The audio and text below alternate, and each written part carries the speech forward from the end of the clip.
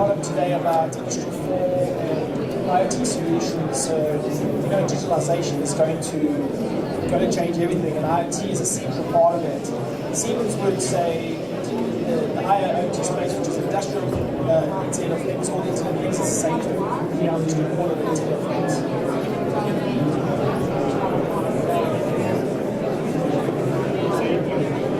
So, digitalization is going to be a great enabler when it comes to helping transform the industrial landscape. The early adopters are going to reap the economic benefit. I'm just going to short video to kind of highlight this.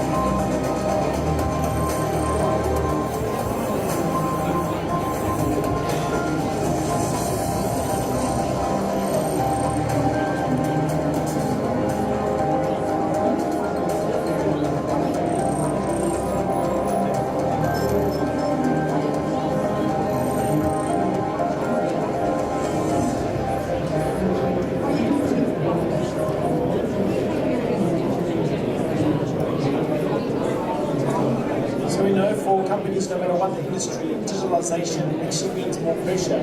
We know that this digitalization topic is going to bring change in business models, which is all driven by the end customer who actually is expecting an individualized product. But how do you go straight to digital transformation? It's impossible. Firstly, you need the data.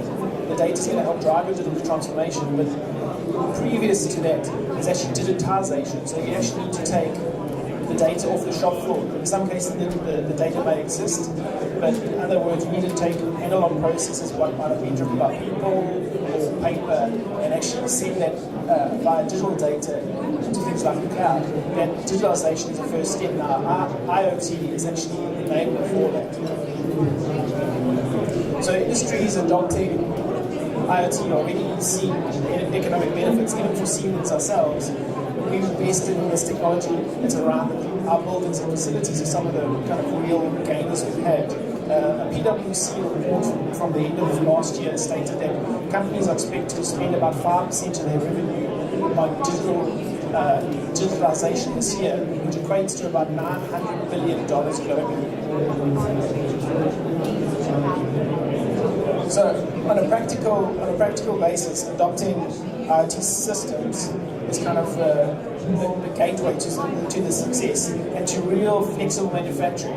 A good example of this would be the muesli example, where every box of cereal that leaves that factory is a customized product.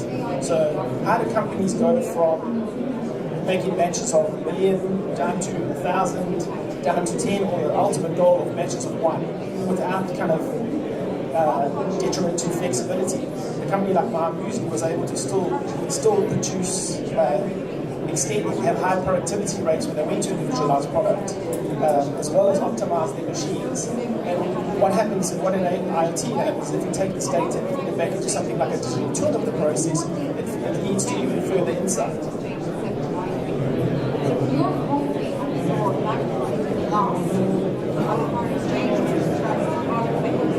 So today's manufacturers are expected to meet these Industry 4 mandates.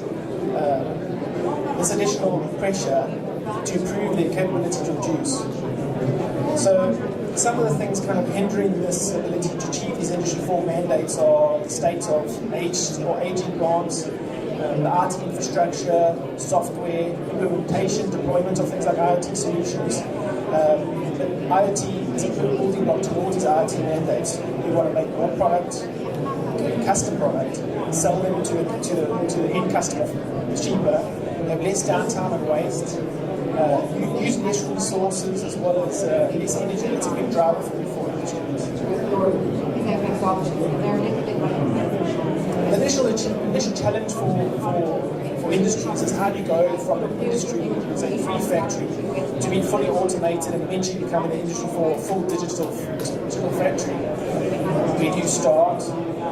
How do you de-risk all these investments? Who do you speak to? Highlighted are just some of the challenges that these industries face. So to achieve this, a lot of customers have, let's say, taken the first steps to IoT. They've kind of picked the most problematic areas first, but a lot of these customers have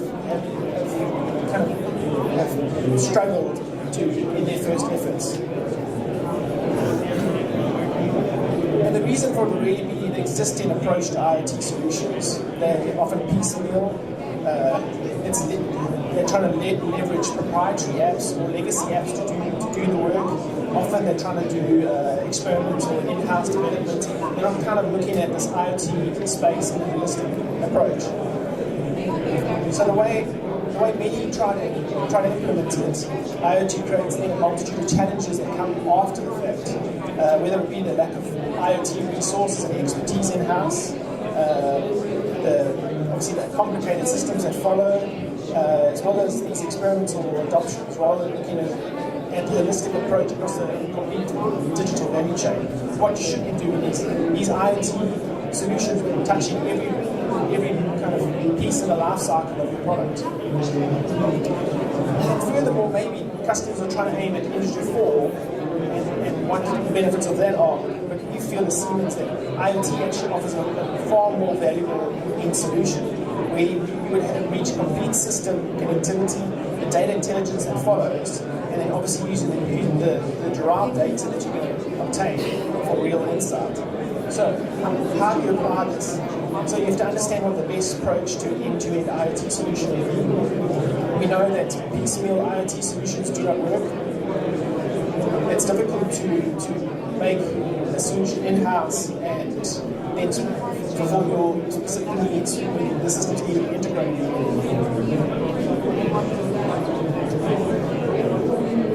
The cornerstone of this should be security. No IT platform should be built without that being kind of a central focus area.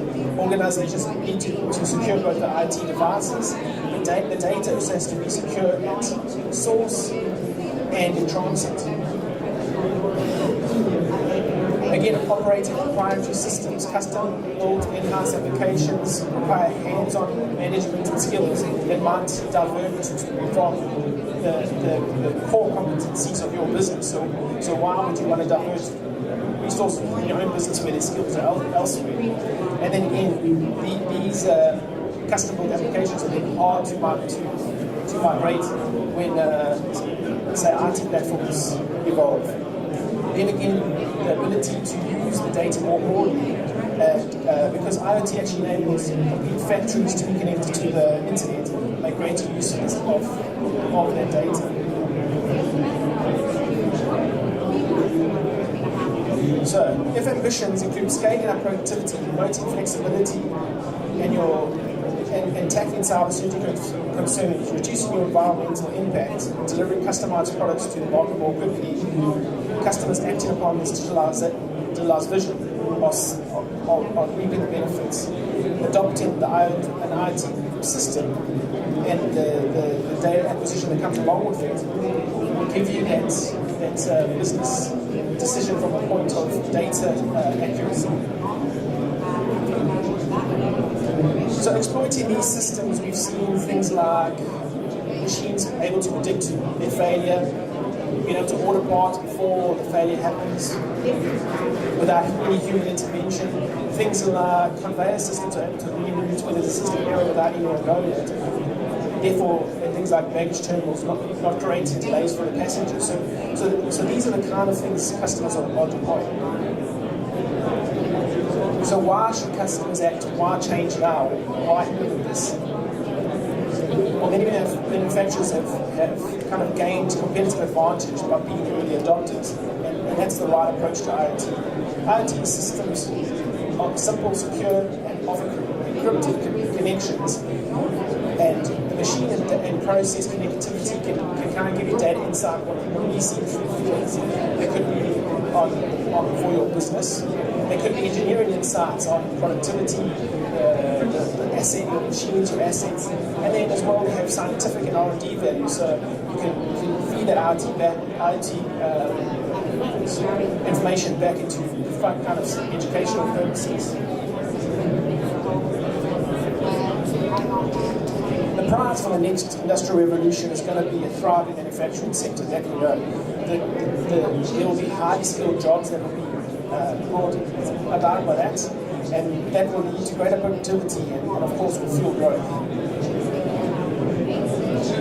So many manufacturers considering IoT are always concerned about the following things: upfront costs and the path to the return on investment, the compatibility with your existing systems and IT infrastructure, and then choosing the correct strategy. However, the costs and uncertainties of the IoT world are now the lowest they've ever been. There's a wide variety of processing solutions. Like Jerry spoke about earlier with the server farms that we have, these cloud-based infrastructures now make it highly cost-effective to capture and store the data and analyze all this machine data at kind of a petabyte scale. IoT solutions have been deployed to work on older legacy systems, and existing industry leaders have adopted and demonstrated that these strategies actually work. So from a Siemens point of view, we invested, I've got two examples of where we've invested in IoT. One of them would be in our PLC factory in Hamburg, Germany. This is kind of our flagship factory. What we did is we invested in energy analytics. So what we found is that we were able to save 20,000 euros every 2 weeks of energy consumption. On top of that, we were able to save 30,000 euros worth of nitrogen every year and a 12% reduction in our compressed air usage. I think the investment that we spent was paid for back in less than 2 weeks.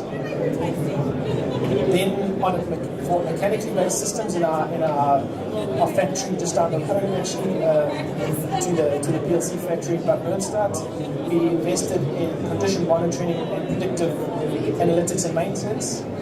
We were able to increase the machine uptime and improve the maintenance processes. We had a lot less unplanned downtime. Everything was much more planned and scheduled, and it led to a 10% increase in uptime of that factory. For a factory that runs 7 days a week, 24 hours, that's a huge volume of extra product that's able to leave the doors. The Siemens approach really to implementing IoT is actually seemed pretty simple and straightforward, and that's the best way to kind of embrace this world. First and foremost, once you've kind of looked through it, and we'd like to implement this, is really just take a gamble at the connected monitor side of that, because again, the sensor technology is there, the costs of sensors have dropped rapidly and still dropping. Once you're able to then monitor these processes or areas of concern, you then generate the data. So the next piece would be to analyze and use predictive data and analytics. Again, there's plenty of off-the-shelf technologies out there that allow you to do this quite freely. And then the third, the insight and data that eventually comes out from this analysis is able to lead that digital transformation. That would be the monetized area that you're getting out of these solutions.